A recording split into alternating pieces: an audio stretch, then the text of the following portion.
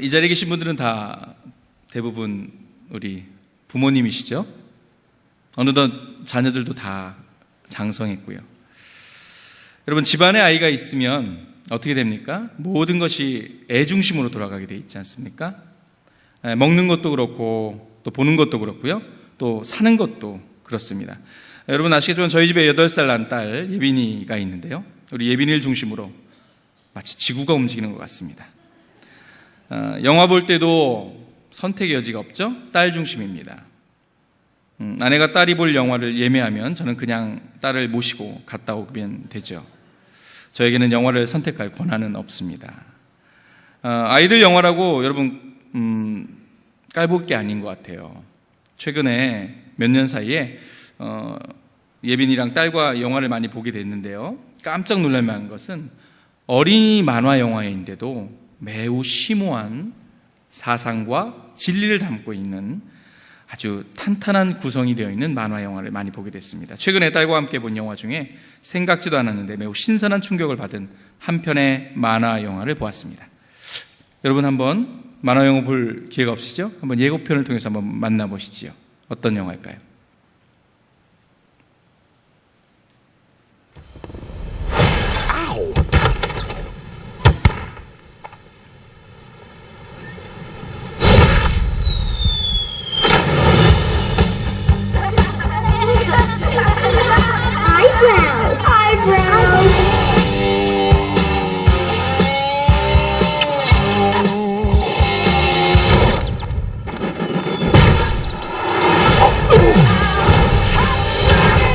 How are you? Oh, I'm horrible. Mr. Red, there seems to be a recurring issue here.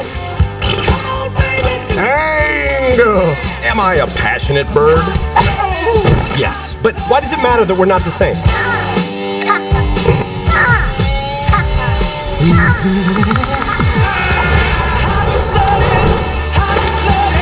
Don't look, Bobby. The anger might be contagious. He started it. 네, 여기까지요. 앵그리 버드라는 영화인데요. 화난 새들. 사실 여러분 5월 달에 개봉한 이 영화는 원래 게임으로 나왔던 거예요. 그게 영화화 됐죠. 2009년도에 스마트폰으로 이렇게 게임을 하게 나왔는데 저도 한 번도 해보진 않았지만요. 여러분 무려 전 세계 30억 명이 이 게임을 다운받아서 즐겼다고 합니다. 여러분 여기 방금 전에 사진 한번 아까 보실까요? 이게 가운데 있는 게 주인공 레드예요. 빨간색 몸뚱아리, 깃털에 진한 수검댕이 눈썹. 여러분 만화 영화지만 간단하게 볼 게 아니에요. 이 레드는 상처 투성이의 영혼입니다. 레드는 고아예요. 어딜 가나 항상 외톨이였고요. 아까 보세요. 어렸을 때부터 놀림을 당했습니다. 생긴 것도 이상했고요. 환영을 받지 못했던 그런 외톨이 인생이었죠. 요즘 말로 하면 흙수저를 물고 태어난 열등감으로 똘똘 뭉친 상처투성이 새였습니다. 자, 그러다 보니 어떻습니까? 남들과도 잘 어울리지 못했고 성격은 모났어요. 세상이 싫고 매사에 부정적이었죠. 그는 소위 여러분 트라우마라는 단어 들어봤습니까? 외상, 정신적인 외상 후에 스트레스 증후군이 있었어요. 그래서 그는 자주 폭발했어요. 뚜껑이 팍 열립니다. 욱 합니다. 여러분 심리학자들은 이를 지칭해서 뭐라고 하죠? 분노 조절 장애. 요즘에 이 사회에 우리 가정마다 자녀들 가운데 이 분노 조절이 잘 안 되는 아이들이 많아요. 아이들만 그런가요? 아니죠. 여러분 이것은 비군 성격장애에 해당되는 반사회적 성격장애에 해당되기도 합니다. 여러분 우리나라 사회적 환경이 극단적인 경쟁 상태로 치닫고 있고 개인주의로 치닫다 보니까 통계에 의하면 10명 중에 1명 정도의 차이는 있지만 이 분노가 조절이 잘 안 된다고 합니다. 여러분 오늘 혹시 회사에서 가정에서 욱하셨나요? 이 분노의 문제는 이미 한국 사회에서 매우 심각한 사회적 문제로 대두된 지 오래입니다. 잠깐 뉴스 하나 볼까요?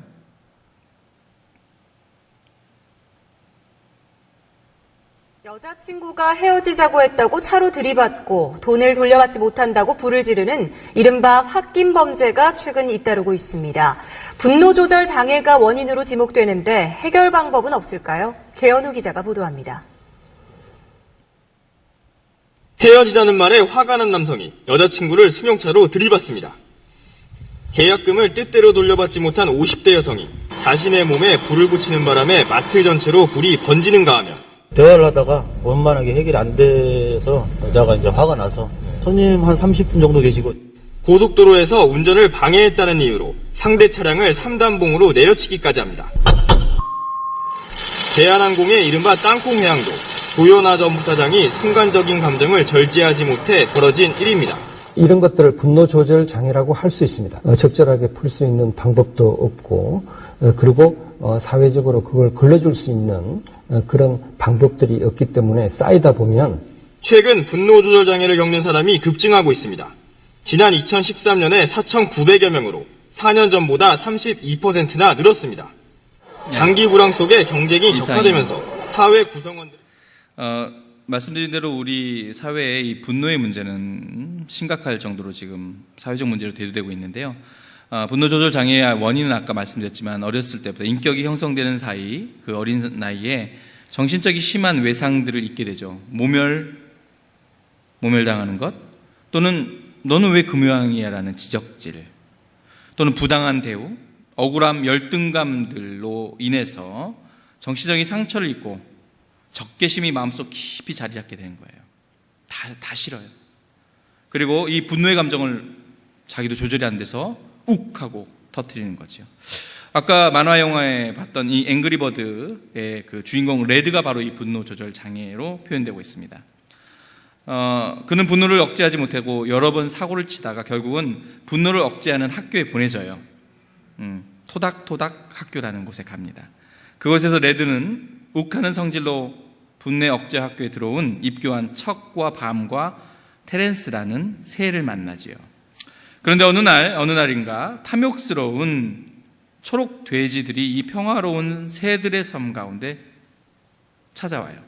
그들은 악한 의도가 있었지만 겉으로는 새들과 화친을 맺으려고 했었어요. 자, 주인공 레드는 이들을 의심했지요.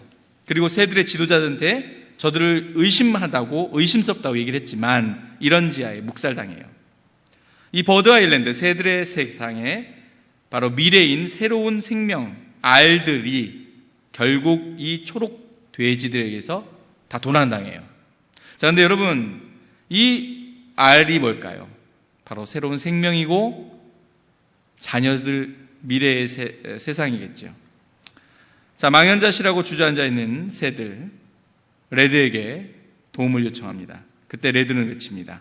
이 문제를 해결하기 위해서 이제는 분노할 때입니다라고. 자, 그래서 자신들의 자녀들을 모두 빼앗긴 새들은 분노하고 하면서 탐욕스러운 이 초록 돼지들에게 찾아가서 어떡합니까? 알들을 마침내 다 찾아옵니다. 자신들의 미래 세대를 다 데리고 오는 거죠. 이것이 바로 이 앵그리버드의 스토리입니다. 아주 단순하죠. 그러나 이 분노라는 양가에 대한 감정을 아주 심리학적인 측면에서 잘 다루고 있는 완성도 높은 만화 영화였습니다. 사랑하는 홍성가족 여러분 많은 그리스도인들은 여러분 분노에 대해서 어떻게 생각하고 계십니까? 대부분의 기독교인들은 분노라는 감정 어떻게 하죠? 부정적이라고 생각해요. 그래서 분노를 표출하고 화를 바라는 것을 그렇게 좋지 않다고 얘기하고 인내하고 참아야 된다고 일반적으로 얘기하는데요.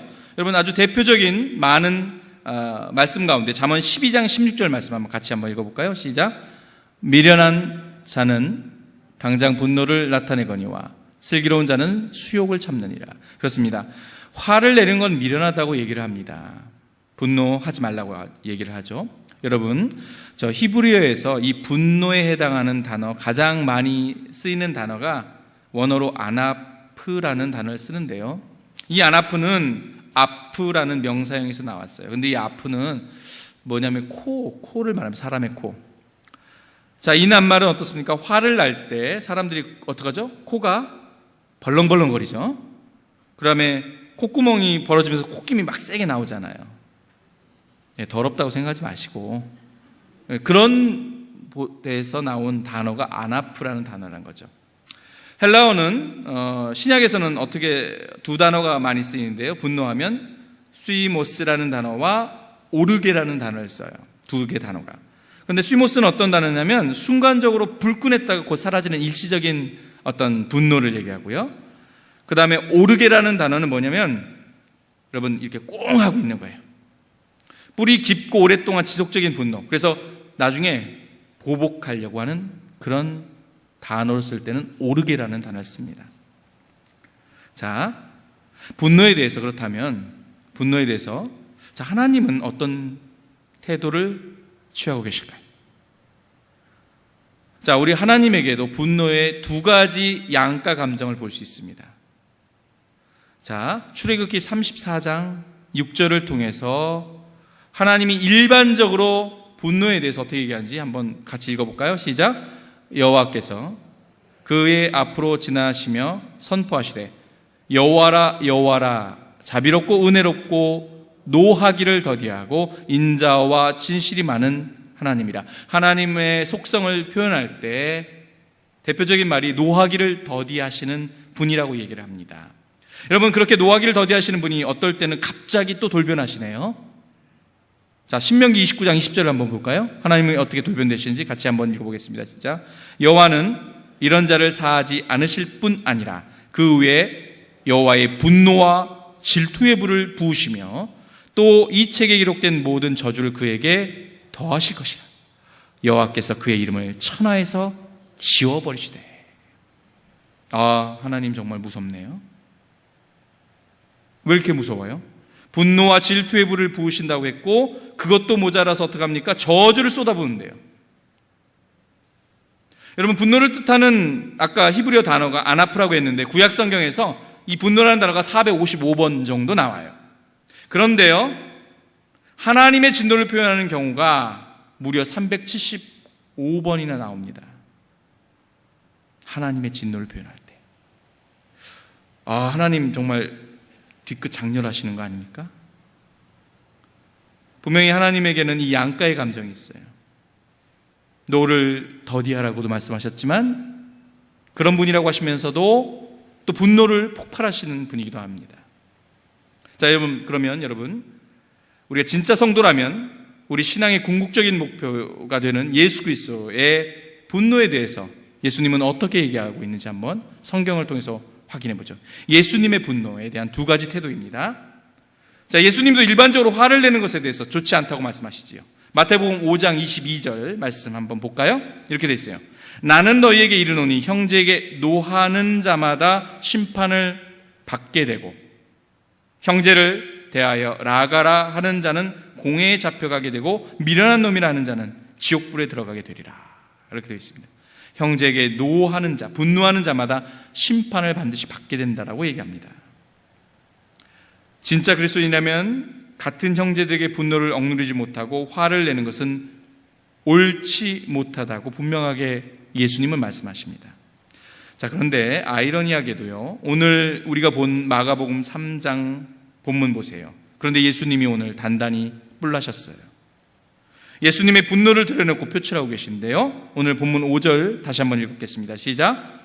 그들의 마음이 완악함을 탄식하사 노하심으로 그들을 둘러보시고 그들에게 이르시되 내 손을 내밀라 하시니 내밀매 그 손이 회복되었다. 자, 그들의 마음이 완악함을 탄식하사 노하십니다.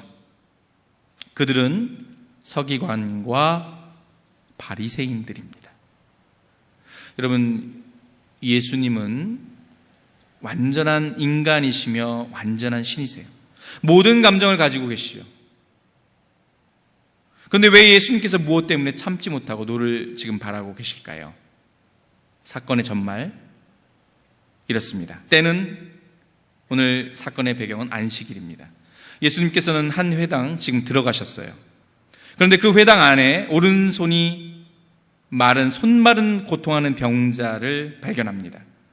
여러분, 이미 이전에도 수없이 봤지만 예수님께서는 너무나 많은 병자들 만나셨고 지체 없이 안식일과 상관없이 그 병자들을 고치셨어요.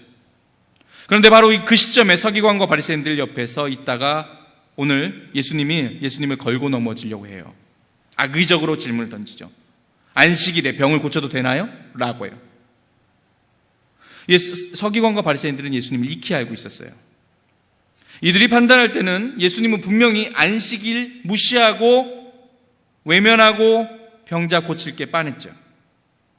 그래서 예수님을 올무에 걸리게 하려는 목적으로 그렇게 주시하고 있었습니다. 본문 2절 보세요.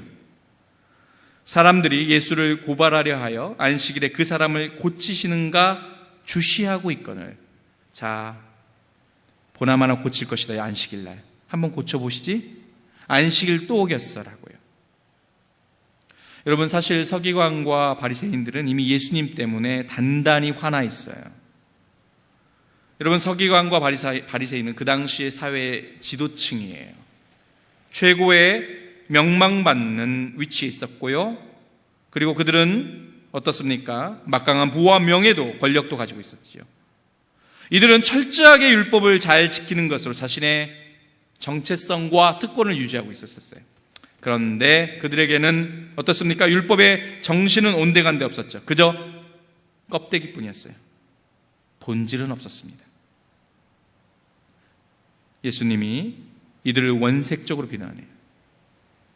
율법만 지키고 율법의 정신은 없는 그런 자들이라고 비난했죠. 이들은 예수님 때문에 자신들의 정체성이 뿌리쳐 흔들렸어요. 예수님의 이들을 향한 분노는 서기관들과 바리새인들의 또 다른 분노를 그래서 유발시켰습니다. 자, 그렇다면 여러분, 예수님은 도대체 왜 분노하셨을까요?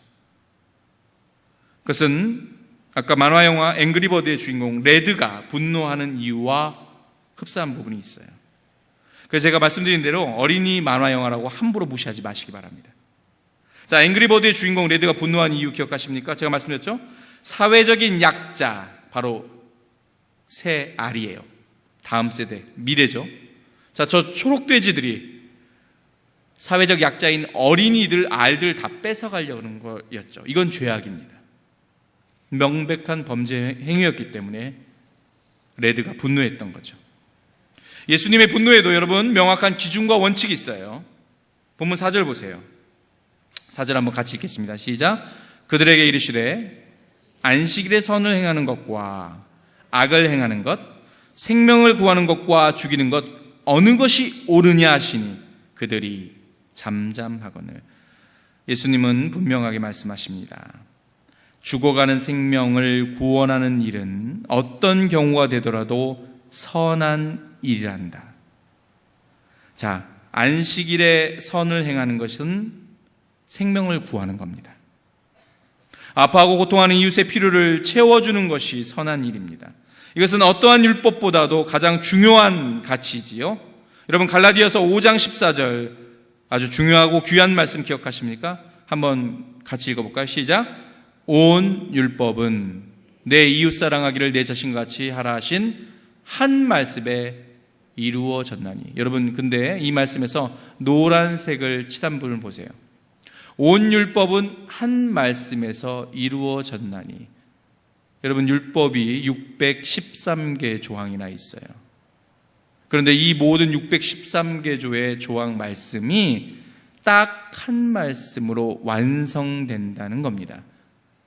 그 딱 한 말씀이 뭐냐면 저 가운데 있는 저 말이에요. 먼저 같이 읽어보겠습니다. 시작. 내 이웃 사랑하기를 내 자신같이 하라 하신 요 한 말씀으로 온 율법이 완성된다는 거예요. 하나님을 사랑하고 이웃을 사랑하는 하라는 대계명, 사랑의 계명이에요.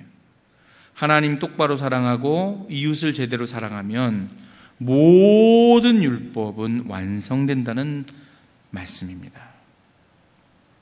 그런데 바리새인과 서기관들은 613개의 율법만 지키려고 했지 하나님 사랑과 이웃 사랑의 정신은 그곳에 있지 않았습니다. 사랑하는 홍성가족 여러분, 예수님의 분노에는 명확한 기준이 있으셨습니다. 예수님은 생명을 구원하는데, 생명 살리는데, 그리고 사회적인 약자의 아픔을 만져주는데 방해가 되거나 걸림돌이 된다면 예수님은 어떠한 경우에도 용납하지 않으셨어요. 단호하셨어요. 아니요, 분노 이상의 격분하셨어요. 예수님의 분노의 이유는 생명 구원과 긍휼에 있었습니다. 오늘 본문에서도 예수님의 도움이 절실히 필요한 바로 사람이 등장합니다. 그 사람은 누구냐면 손마른 자입니다. 성경학자들은 추측하건대 이가 아마 중풍병이라고 얘기합니다. 중풍병. 손을 쓸 수가 없죠. 점점 굳어져 가고 있고요. 매우 고통스러운 상태에 놓이는 사회적인 약자였어요. 뿐만이겠습니까? 그는 성경학자들이 오른손이 중풍병에 걸려서 어떻습니까? 경제적인 생활 능력마저도 잃어버렸다고 했죠. 그에게는 어떻습니까? 이중고였어요. 육신도 고통스럽고 삶도, 경제적인 능력도 고통스러운 가운데 있는 인생을 사는 암흑에 갇힌 인생이었습니다. 그에게 필요한 것은 오직 하나, 병에서 고침받는 거였어요. 생명을 구원하는 일, 고통하는 자들에게 긍휼을 베푸는 일, 예수님은 무엇과도 바꿀 수 없는 일이셨어요. 누가복음 19장 10절 그 유명한 말씀 기억하십니까? 예수님이 당신이 이 땅에 오신 목적을 천명합니다. 같이 읽겠습니다. 시작. 인자가 온 것은 잃어버린 자를 찾아 구원하려 함이니라. 인자가 온 것은 잃어버린 자를 찾아 구원하려 함입니다. 사랑하는 성도 여러분, 예수님은 이 땅에 죽어가는 자들을 살리기 위해 오셨어요. 죄로 인해서 타락하셔서 사망의 음침한 골짜기를 지나고 있는 가망 없는 인생들인 여러분과 저를 살리기 위해서 이 땅에 오셨습니다. 이것이 바로 예수님의 사명이었습니다. 그런데 이 사명을 이루는데 걸림돌이 되거나 방해가 된다면 여러분, 이것은 단순한 예수님에 대한 도전이 아니지요. 단순한 장애물이 될 수가 없죠. 자신의 사명, 생명구원과 고통하는 자들의 사랑을 베푸는 긍휼 가운데 도전은 바로 창조주 하나님의 뜻에 대한 정면의 도전인 것입니다. 예수님을 통해 이루고자 하는 하나님의 비전에 대한 정면 도전이었던 거죠. 이에 대해서 예수님은 분노하시는 것은 당연해요. 어찌하여 감히 사람 살리는 일에 네가 방해물이가 될 수 있느냐. 예수님은 분노하셨어요. 사랑하는 성도 가족 여러분, 여러분은 오늘 무엇 때문에 분노하고 계십니까?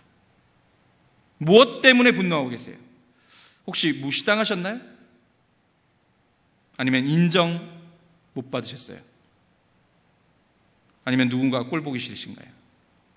세상이 불공평합니까? 아니면 가진 거 없습니까? 여러분이 진짜 성도이시길 원하십니까? 그렇다면 예수님처럼 화내시기 바랍니다. 예수님처럼요. 우리 옆 사람과 인사하겠습니다. 예수님처럼 분노하세요. 예수님처럼 분노하세요.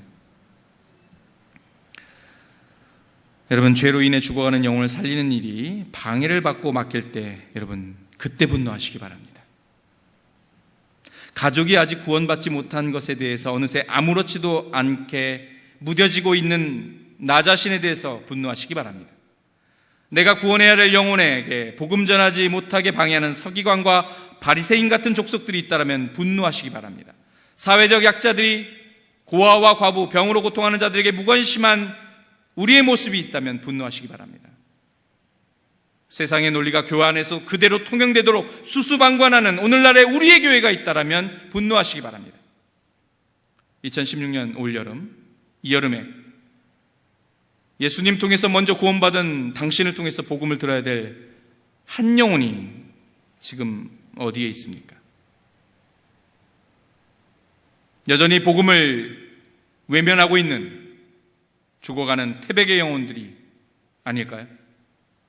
경제적으로 소외되어 가정이 파괴된 이 지역사회의 어린이들이 아닐까요? 아니면 얼마 남지 않은 여생, 마지못해서 살고 계신 이 지역사회의 독거노인은 아닐까요? 사랑하는 홍성가족 여러분, 예수님처럼 거룩하게 분노하시기 바랍니다. 생명의 복음을 전하는 일에 방해가 있으십니까? 분노하십시오. 여러분, 우리 언제 복음 전해보셨습니까?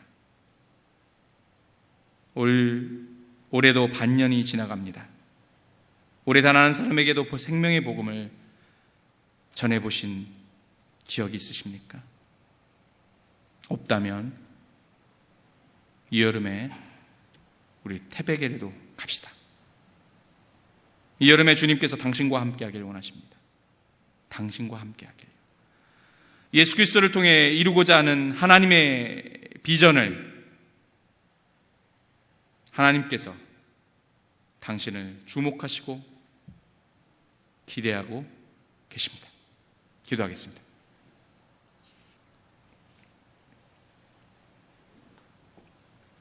하나님, 진짜 성도가 되길 원하는 그리스도인 어떻게 살아야 됩니까? 예수님처럼 분노하라.